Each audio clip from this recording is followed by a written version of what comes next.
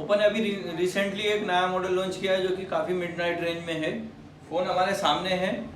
Oppo ने जो model नया लॉन्च किया है वो ओप्पो A11K के नाम से लॉन्च किया हुआ है।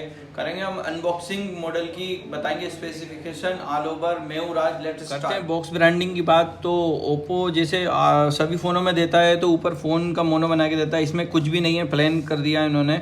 और ओप्पो A11K डायरेक्ट लिखा हुआ है और 232 का वेरिएंट मेंशन है। राइट हैंड साइड और लेफ्ट हैंड साइड ओप्पो की ब्रांडिंग है। और जो ऊपर देखा जाए तो ऊपर जो है कैमरा क्वालिटी के बारे में लिखा हुआ है, इसमें प्राइस लिखा हुआ है 10,990 रुपये, लेकिन ये इसका रियल प्राइस नहीं है। इसका प्राइस क्या है वो हम वीडियो में आखिरी में बताएंगे।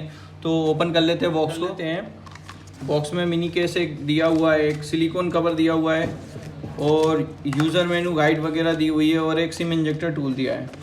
फ़ोन को अभी साइड में रखते हुए बाकी की चीज़ भी देख लेते हैं। तो डाटा केबल तो वैसे ही खुल गई। डाटा केबल जो है वो काफ़ी स्टैंडर्ड क्वालिटी की नहीं लगती, नॉर्मल डाटा केबल है। नॉर्मल चार्जिंग पॉइंट है इसका। वो जो चार्जर है वो चार्जर भी नॉर्मल चार्जर है, हैवी चार्जर नहीं है। तो फ़ोन ओपन कर लेते हैं। फ़ोन की डिज़ाइन जो है वो फ्रंट में जो बॉक्स है उससे काफ़ी ज़्यादा मैच खाती है। जो बॉक्स में आगे डिज़ाइन दी है वही यहाँ पे पीछे बैक साइड डिज़ाइन की है। जो बॉडी दिखती है वो फ़ोन की प्लास्टिक बॉडी है।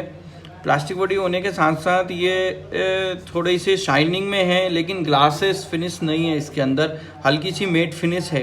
फ़ोन के बाकी बात कर लेते हैं। राइट हैंड साइड लॉक की दी हुई है और अप साइड प्लेन है, फ़ोन कर्व डिज़ाइन में। और लेफ्ट हैंड साइड वॉल्यूम की दी हुई है और सिम टूल में 2 सिम और मेमोरी कार्ड हम लगा सकते हैं। नीचे देखा जाए तो वो 3.5 mm इस हेडफोन जैक दिया हुआ है, एक माइक है और चार्जिंग पॉइंट दिया हुआ है। इसके बाद में स्पीकर भी साथ में दिए। वेट की बात करें हम तो 165 ग्राम का वेट है, तो थोड़ा स्लिमनेस इसकी वजह से आ जाता है। और फ़ोन की पकड़ काफ़ी अच्छी है। हाइट ज़्यादा फ़ोन की है नहीं, 6.2 इंच की डिस्प्ले IPS डिस्प्ले है, तो फ़ोन की हाइट ज़्यादा है नहीं, तो सिंगल हैंड में यूज़ करना काफ़ी ज़्यादा ईजी है।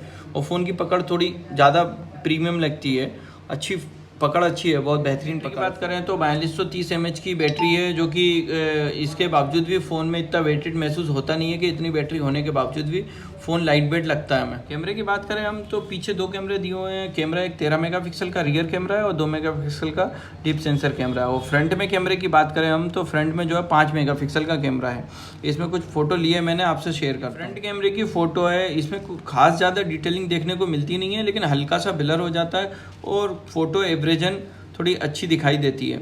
अब और बाकी की फ़ोटो बैक कैमरे से फ़ोटो लेने की बात करें तो ये बैक कैमरे की फ़ोटो है।